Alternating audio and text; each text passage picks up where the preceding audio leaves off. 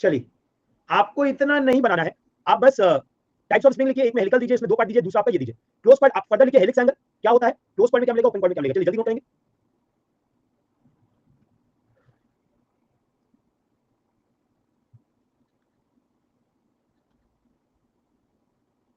जल्दी नोट करेंगे।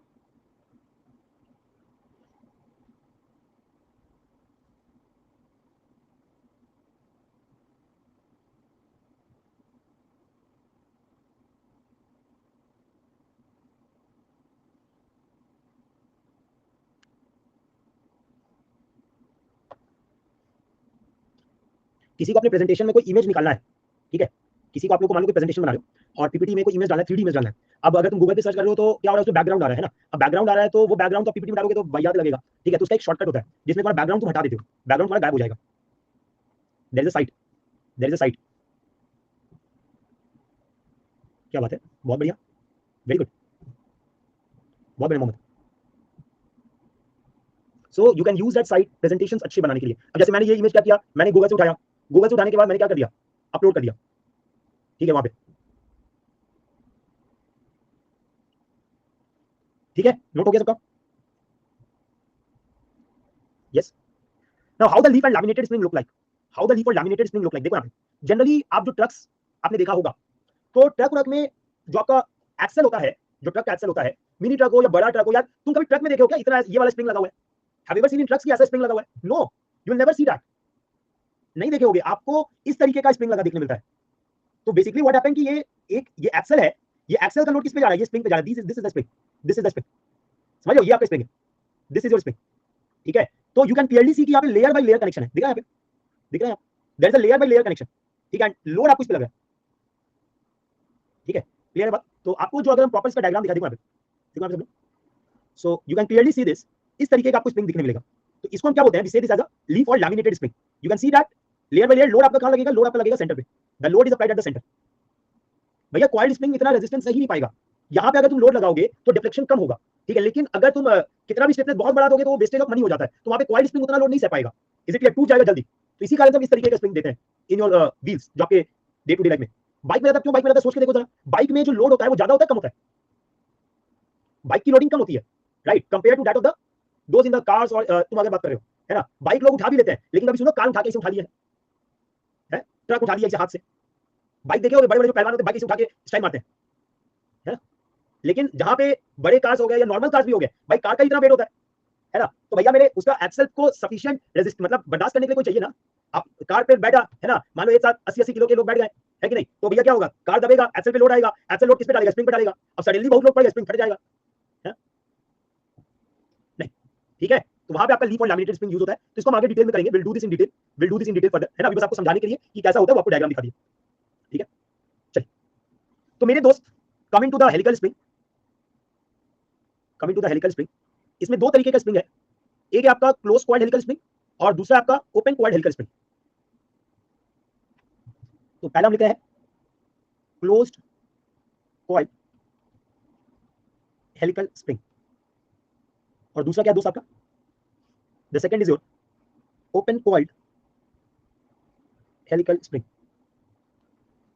Open coiled helical spring. देखिए आप ध्यान से, देखिए यहाँ पे, सो माय डियर फ्रेंड, अगर हम क्लोज कॉइल्ड हेलिकल स्प्रिंग के लिए बोल रहे हैं तो यहाँ पे हमने क्या देखा, helix angle phi is less than equal to 10 degree. यहाँ पे क्या बोले हम लोग, helix angle phi is greater than 10 degree, ठीक है।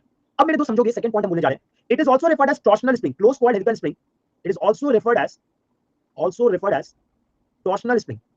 इसको क्या बोलते हैं मेरे दोस्त, टॉर्शनल स्प्रिंग। और इसको हम क्या बोल रहे हैं, it is also referred as bending spring.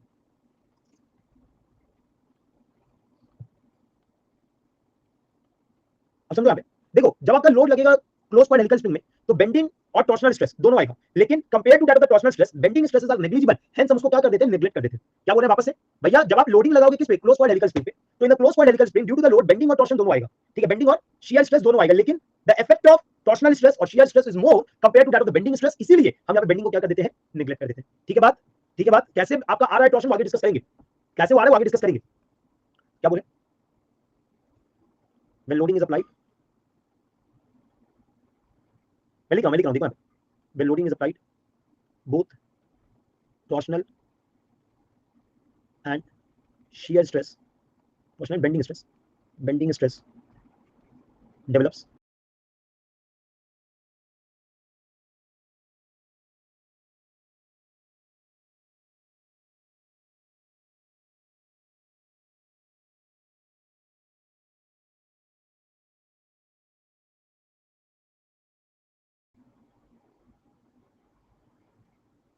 मैं लिख रहा हूं देखो यहाँ पे, when loading is applied both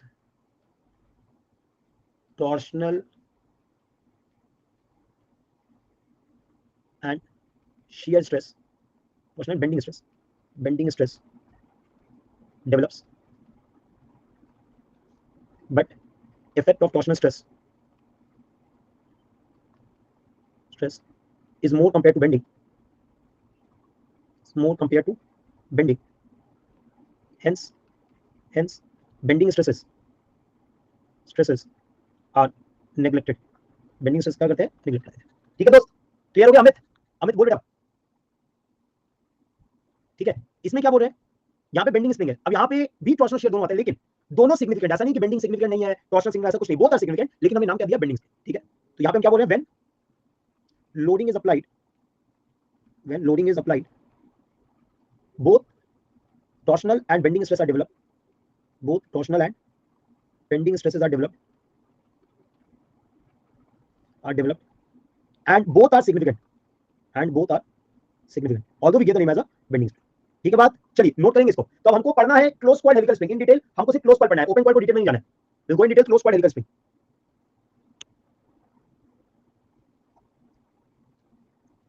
please note first.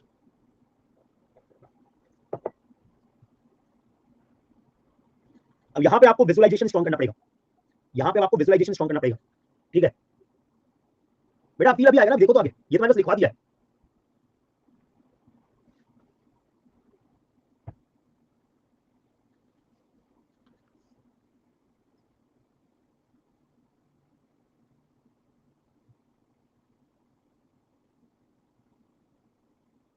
Please no fast.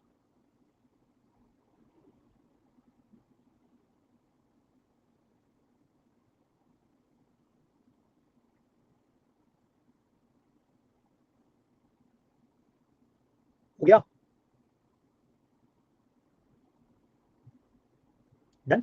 Okay, चलिए now let us understand about closed coil helical spring. Let us understand this. देखिए this is a close coil. इसी को थोड़ा एलैबोरेट दिखाने के लिए ऐसा बना है. ठीक है, अब इस पे यूजिंग दिस आपने लोड यहां लगाया. आपने लोड कहां पे लगाया? ये आपने लोड लगाया P. ठीक है, मान लीजिए आपने लोड कहां लगाया? ये P आपने लगाया. तो मेरे दोस्त अब दूसरे वाले डायग्राम में से हम लाइन दिखा दे रहे हैं, तो क्लैरिटी है कि हाँ भाई उसका एक पार्ट है जो निकाल के उसमें किया हुआ है, जिसके कारण लोड लग रहा है. ये पार्ट क्लियर सबको? Yes. Now my dear friend, यहाँ पे जो रेडियस ऑफ हेलिक्स है वो है R. ठीक है, the radius of helix is R. और मेरे दोस्त इसका एक डायमीटर होगा. जैसे मान लीजिए ये आप देख रहे हो, ये जो पार्ट आप देख रहे हो, ये वाला. So can you see that कि ये सर्कुलर है. ये मान लो एक वायर है, और एक वायर को मैंने क्या किया? हेलिक्स बनाते गया. राइट, तो ये वायर है कैसा? अगर मैं वायर का क्रॉस सेक्शन कट करूंगा, if I cut the cross section of the wire, तो वायर का क्रॉस सेक्शन हमको कैसा दिखेगा? यस, मान लीजिए आपने यहाँ पे सेक्शन कट करके निकाला, तो अगर आपने सेक्शन कट करके निकाला तो आपको वायर का क्रॉस सेक्शन कैसा मिलेगा? It will be circular only. तो मुझे मान लीजिए ये पोर्शन चाहिए, ये पोर्शन. ठीक है, तो मेरे दोस्त I can see a circular portion, और ये सर्कुलर पोर्शन का डायमीटर हम क्या बोल रहे हैं? This diameter is small D. Right. अब मेरे दोस्त ट्राई टू अंडरस्टैंड, जब आपने लोड लगाया तो इस लोड के कारण क्या आपके क्रॉस सेक्शन में थ्रू आउट शियर डेवलप हुआ? क्या पहले बात करें shear, direct shear due to this applied load, आपका क्रॉस सेक्शन ये रहा. This is the cross section. अगर आप कट करोगे तो ये आपका क्रॉस सेक्शन, और लोड जो है वो क्रॉस सेक्शन के टेंजेंशियल है. क्या ये बात आपको विजुअलाइज हो रहा है? लोड जो है वो क्रॉस सेक्शन के टेंजेंशियल है. यस, बोलो मेरे दोस्त, दिख रहा है आपको ये बात? तो मेरे दोस्त ये हो गया आपका टाउ. तभी शियर क्रॉस सेक्शन तो ट्विस्ट करेगा तभी. अरे बाबा, आपने जब लोड लगाया तो लोड जिस डायरेक्शन में लग रहा है उसी डायरेक्शन में खिंचा रहा होगा. तो आपका जो सर्कुलर पोर्शन है, तो जो डिस्प्लेसमेंट हो रहा है वो क्रॉस सेक्शन के नॉर्मल में है या क्रॉस सेक्शन के टेंजेंशियल में? हमें टेंजेंशियल में. तो कैसा स्ट्रेस डेवलप हो रहा है वहां पे? कैसा स्ट्रेस डेवलप होगा? शियर होगा. समझ आ गया बात? समझ आ गया बात? तो ये आपका शेयर होगा। अब due to this load P, अब आप देखो यहाँ पे, कैन यू सी दैट कि अगर मैं ये क्रॉस सेक्शन लूं तो इस लोड के कारण इस पे ट्विस्ट आ रहा है, ट्विस्टिंग मोमेंट डेवलप हो रहा है। Can everyone see that? Can everyone see that? P into capital R का ट्विस्टिंग मोमेंट आ रहा है। Can everyone see this? देखो ये मेरा क्रॉस सेक्शन था, load upward radial distance, can you see that twisting? बोलो यार। तो अब इस ट्विस्टिंग मोमेंट के कारण एक जगह शियर नीचे आएगा और दूसरी जगह शियर ऊपर आएगा। आएगा क्या? टाउ इनडायरेक्ट या टाउ ट्विस्टिंग लिख दे, टाउ टी कर दे। क्लियर है? तो अगर मेरे दोस्त मुझे रिजल्टेंट स्ट्रेस निकालना है, अगर मेरे को रिजल्टेंट स्ट्रेस निकालना है, तो रिजल्टेंट स्ट्रेस हम क्या लिखेंगे? It is nothing but tau plus minus tau T. Tau plus minus tau T, ये लिखोगे ना यार? यस। तो टाउ डायरेक्ट क्या लिखोगे? It is nothing but P divided by pi by 4 D square. Yes. और इसके लिए क्या लिखोगे? इसके लिए क्या लिखोगे? P into R divided by Z. Z क्या होगा इसके लिए? 2 into pi D cube by 32। यही होगा मेरे दोस्त, यही होगा भैया। ऑलरेडी आपने पढ़े हो, जेड पी है ये आपका जेड पी है। This is your Z P, right? तो अब मेरे दोस्त अगर मुझे निकालना कि भाई मैक्सिमम शियर कितना होगा, या टाउ मैक्स, मैक्सिमम स्ट्रेस कितना आ रहा है, टाउ मैक्स, तो मैक्सिमम हम क्या कर देंगे? प्लस कर देंगे मेरे दोस्त। मिनिमम से मतलब नहीं है, मतलब है मैक्सिमम से, क्योंकि हमको डिजाइन करना है। Plus P into R upon pi D cube divided by 16। कुछ कॉमन ले ले, कुछ कॉमन ले ले। So let us take 4p by pi D square common. अगर 4p by pi D square common ले तो यहां हो जाएगा 1 प्लस ये वाला वैल्यू कितना हो जाएगा? ये वाला वैल्यू कितना हो जाएगा? 4p by pi D square common ले लिए तो ये हो जाएगा, ऊपर में चल जाएगा 4, यहां पे हो जाएगा r divided by d, 4r by d। अब तुम मुझे बताओ, क्या r बहुत बड़ा है d से? क्या r बहुत बड़ा है d से? तो अगर ये r बड़ा है d से तो 1 वाला वैल्यू क्या कर दे? 0 कर दे। r अगर d से बहुत बड़ा है तो मतलब ये रेशियो 8 से बहुत बड़ा होगा, और अगर ये रेशियो 8 से बहुत बड़ा है तो 1 उसके सामने कुछ है ही नहीं, राइट? तो मेरे पास अगर यहाँ पे ध्यान दे तो जो डायरेक्ट शियर आया उसको हमने क्या कर दिया? जो डायरेक्ट शियर आया उसको हमने क्या कर दिया? नेगलेक्ट कर दिया। We have neglected that. तो due to the applied load आपका ट्विस्टिंग मोमेंट क्यों आ रहा है, या ट्विस्टिंग स्ट्रेस क्यों आ रहा है, या टॉर्शनल स्ट्रेस क्यों आ रहा है? क्या ये बात समझ में आ गया? हाँ, अब बोलो, फीलिंग आई कि नहीं आई? अब बोल भाई, फीलिंग आई कि नहीं आई? Due to the applied load torsional stress क्यों आ रहा है, ये बात समझ में आ गया? देखो, बेंडिंग कब आएगा? जब आपने लोड लगाया और हल्का सा क्या हुआ? बेंड शेप लिया। बट यहाँ पे क्या आपने बोला कि भाई द आपका जो लेंथ है वो मेंटेन रहेगा, वो जो बेंड होगा, जो हल्का सा बेंड होगा, उसको हम कंसीडर करेंगे नहीं, राइट? क्योंकि यहाँ पे ये देखो, इधर जो गैप है, ये गैप बड़ा कम है या नहीं है? ये जो गैप है, ये गैप बहुत कम है। तो अब जब तुम लोड लगाओगे तो क्या आप बहुत ज्यादा इसको मूव करा सकते हो? क्या ये गैप आप बड़ा कर सकते हो जिसके कारण ये बेंड हो जाए आसानी से? No, it is not possible. इसलिए बोले कि बेंडिंग वाला पार्ट क्या है? नेगलेक्टेड है। I think now it is crystal clear to everyone. I think now it is crystal clear to everyone. Doubt नहीं होना चाहिए, अब डाउट नहीं होना चाहिए। अब भी डाउट हुआ तो फिर मेरे पे ला लेते भाई। तो यहां से आपका tau max, maximum shear stress at the cross section of the spring is what? It is nothing but 16pr divided by pi d cube. Is it clear to everyone? Is it clear to everyone? 16pr by pi d cube. चलिए note करेंगे, note करेंगे। Diagram कुछ बना लेना, at least एक rough diagram बना लो, ठीक है? सर्कुलर दिखाते हुए डायग्राम बना लो।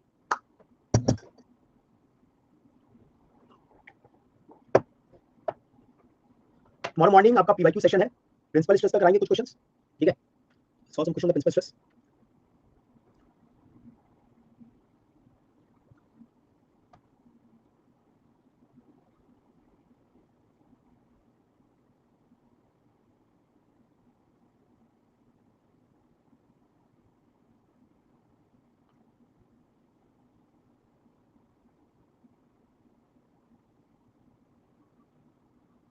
Good, good.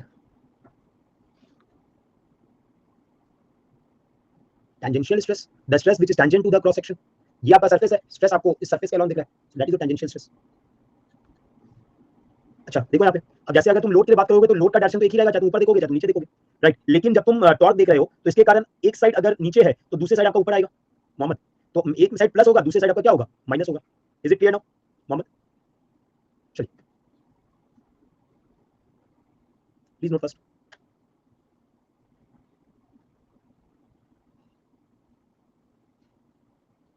Please note first.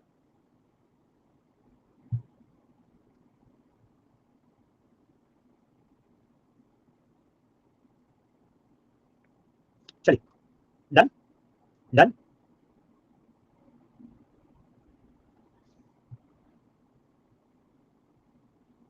Anyone left to right?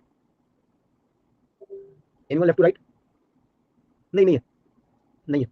Actually I went back and saw the जो आया है, तो वहां पे हमने क्या देखा कि इसरो ने सिविल वालों के लिए वैकेंसी निकाली नहीं है। तो जब निकाली नहीं है तो हम क्या करें? तो क्लास लेके क्या फायदा, ठीक है? सो फिर कभी कहीं डायरेक्ट क्वेश्चन में यूज कर लेंगे। बढ़े आगे, देखेंगे आगे, लेट्स सी नाउ। ये पॉइंट क्लियर है ना, ये पॉइंट क्लियर है। कुछ पॉइंट हम निकालते हैं कि what is the strain energy. आपने भरा है सिविल में, सिविल में वैकेंसी कहां है भाई इस बार वैकेंसी कहां है? आई सॉ द ऑफिशियल उसमें सिविल की वैकेंसी कहां है? Strain energy stored in the spring, क्या वैकेंसी है? स्ट्रेन एनर्जी स्टोर नहीं नहीं है यार, मतलब मैंने ऑफिशियल जो वो आया था, इनका एडवर्टीजमेंट आया था, भेजना एक बार भेजना मेरे को। So strain energy stored in the spring, strain energy stored in the spring. तो क्या हो जाएगा ये देखो यहाँ पे टॉर्शनल स्ट्रेन एनर्जी है, तो टॉर्शनल स्ट्रेन एनर्जी क्या बोलोगे आप? टॉर्शनल स्ट्रेन एनर्जी क्या बोलोगे, बोलो जल्दी से। U बराबर T square L upon 2GIP, यही फॉर्मूला मेरे दोस्त अपने पास यही फॉर्मूला है। नाउ स्प्रिंग पे आपका मतलब ये टी कितना लगा था? It is nothing but T into R लग रहा था, इसका स्क्वायर होगा। लेंथ ऑफ स्प्रिंग कितना, पूरा लेंथ कितना है? अगर आप देखो लेंथ की बात कर रहे हो तो 2 पाई आर एक हेलिक्स का लेंथ है। मेरे पास ऐसे n नंबर ऑफ कॉइल्स होंगे, मेरे पास जैसे एक, अगर हम एक लेंथ बात कर रहे हैं, एक लेंथ, तो एक लेंथ आपका 2 पाई आर होगा। ऐसे मेरे पास n नंबर ऑफ कॉइल्स है, तो टोटल लेंथ ऑफ स्प्रिंग क्या हो जाएगा? 2 पाई आर हो जाएगा। अरे बोलो यार, या आर कौन सा, ये वाला, क्योंकि आपको ये सर्कमफ्रेंस बताना है। So 2 pi r into l, anyone having any doubt in this? Anyone having any doubt in this? No. Upon 2g। IP क्या होगा? आईपी क्या होगा? It is nothing but pi d power 4 divided by 32। यहां देखो कौन सा dial है, ये वाला, इसका डाया, क्योंकि आप इसी के लेंथ की बात कर रहे हो ना, इस पे टॉर्शन आ रहा है, तो डायमीटर कौन सा लोगे? इसका लोगे। Yes, so pi D to the power 4 by 32 polar section modulus लेना था। Anyone having any doubt in this? Anyone having any doubt in this? तो अगर ये क्लियर है, देखो यहां पे 2 2 चला गया, 2 2 चला गया, वैल्यू क्या हो गया? 32 पी स्क्वायर, पाई पाई चला गया 32 P square R cube into N, कुछ छूट जाएगा बता देना, upon G D to the power 4। क्या यही स्ट्रेन एनर्जी का फॉर्मूला हो जाएगा? क्या यही आपका स्ट्रेन एनर्जी का फॉर्मूला हो जाएगा? बोलो यार, बोलो यार। सो नाउ डिफ्लेक्शन हम निकालना चाह रहे स्प्रिंग में, डिफ्लेक्शन इन स्प्रिंग या डिफॉर्मेशन इन स्प्रिंग, इसको हम डिनोट कर रहे हैं डेल्टा से। तो भैया मेरे कास्टिग्लियानो थ्योरम क्या बोलता है? डेल्टा बराबर delta U by delta P, बोलता है कि नहीं बोलता है? बोलता है कि स्ट्रेन एनर्जी को उसके लोड से जिस लगा रहे हो उससे डिफरेंशिएट कर दो, ठीक है, तो आपको क्या मिल जाएगा? डिफ्लेक्शन मिल जाएगा। So del U by del P करोगे तो फॉर्मूला क्या हो गया? Del U by del P करोगे तो क्या ये formula 64 P R cube N divided by G D to the power 4 हो जाएगा? बोलो यार, अरे बोलो यार। Yes yes. Now I want to find stiffness of spring, stiffness of spring, spring पे स्टिफनेस कितना होगा? स्प्रिंग का स्टिफनेस कितना होगा of a close coiled helical spring? तो वेरी सिंपल, स्प्रिंग का स्टिफनेस क्या लिखेंगे? P by K, P by K लिखोगे, sir P by delta, P by delta. So delta आपका कितना है? 64 P R cube N divided by G D to the power 4। तो यहाँ पी चला गया, यहाँ पे पी चला गया, तो आपका वैल्यू क्या हो गया दोस्त? G D to the power 4 divided by 64 R cube N हो गया क्या? So this is your stiffness. Clear यार? ये फॉर्मूला आपने बहुत बार देखा होगा, ये फॉर्मूला आपने बहुत बार देखा होगा, स्टिफनेस ऑफ द स्प्रिंग कहीं ना कहीं तो देखे ही होगे यार, कहीं ना कहीं तो फॉर्मूला देखे ही होगे। नहीं देखा किसी ने? नहीं देखा? अरे चलिए कोई बात नहीं, अब देखने को मिलेगा। चलिए नोट करेंगे, नोट करेंगे फटाफट, strain energy, deflection, stiffness.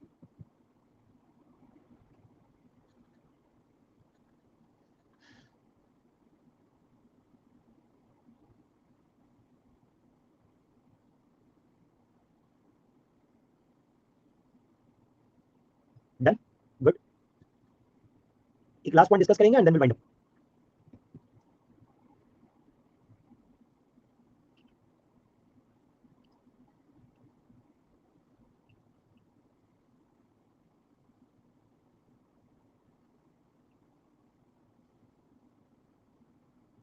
Done, सबका हो गया, सबका हो गया। यहाँ पे लिख लेना n क्या है, what is n number of coils, ठीक है, बाकी तो क्लियर है। What is n? n equals to number of coils. अच्छा एक बात बताओ, अगर एक स्प्रिंग है, एक स्प्रिंग को अगर हम m पार्ट में काट दे, अगर एक स्प्रिंग है having n number of coils, और अगर स्प्रिंग को हमने m पार्ट में कट कर दिया, तो हर एक स्प्रिंग का स्टिफनेस क्या होगा? हर एक स्प्रिंग जो कट हुआ है, वो कट स्प्रिंग का स्टिफनेस कितना होगा? सोच के देखो। एक स्प्रिंग है जिसमें n नंबर ऑफ कॉइल्स था, हमने उसको m टाइम्स काट दिया, मतलब हर पार्ट में मेरा कितने नंबर कॉइल्स लगे? मतलब मेरे हर पार्ट में कितने नंबर कॉइल्स हो गए? एक आपका स्प्रिंग है, this spring consist of n coils, हम क्या बोल रहे हैं? It is cut in m parts, m parts. ये स्प्रिंग में आपको m पार्ट बना दिए, अभी m कुछ भी हो सकता है, ठीक है। सो m पार्ट्स, तो हर पार्ट में कितना नंबर कॉइल होगा? हर पार्ट में कितना नंबर कॉइल होगा? तो इस हर पार्ट में ईच पार्ट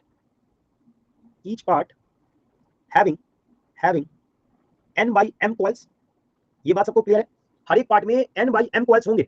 क्या ये बात सब लोगों को क्लियर है? जल्दी बोलोगे, क्या ये बात सब लोगों को क्लियर है ये हर पार्ट में n बाई m कॉइल्स होंगे। तो अब अगर ये बात सबको क्लियर है दोस्तों, तो देखो यहाँ पे इसका स्टिफनेस अब क्या लिखोगे, you write as GD to the power 4 divided by 64 r cube n, ये लिखोगे, ये लिखोगे। अगर मान ले इसका स्टिफनेस है k डैश, तो k डैश बराबर क्या लिखोगे, you write GD to the power, इसमें तो कोई बदलाव नहीं होगा, r में भी कोई बदलाव नहीं होगा, n आपका क्या बन जाएगा, n बाई m बन जाएगा, that is nothing but m times GD to the power 4 divided by 64 r cube n। तो क्या यहां से आप लोगों को समझ में आ गया कि k डैश जो होगा वो m टाइम्स k हो जाएगा?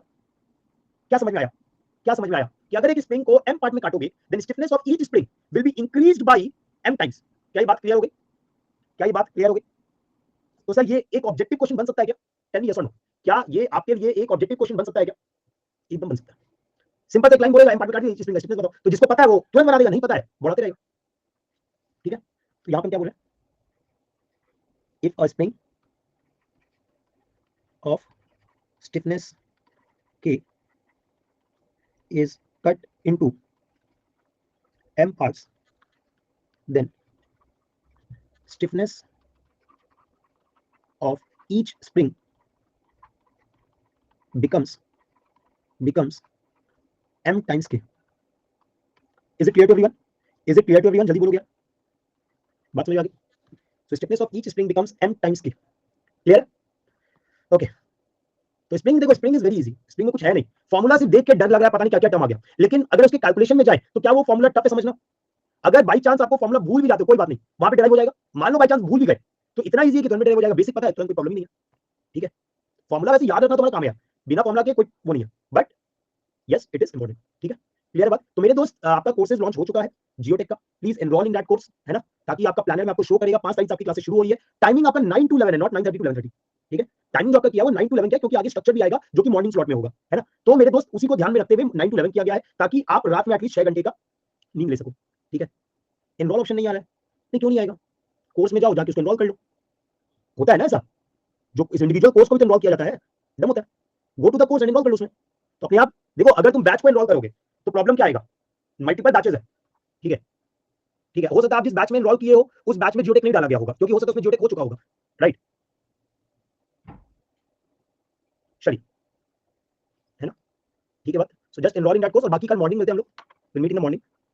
31 मार्च में है, फिर बढ़िया है, 31 मार्च में है, तो ठीक है बस, चलो चलो, so will meet in the morning, will meet in the morning at 8 AM, please class attend करना, है ना। चलो bye, good night, good night.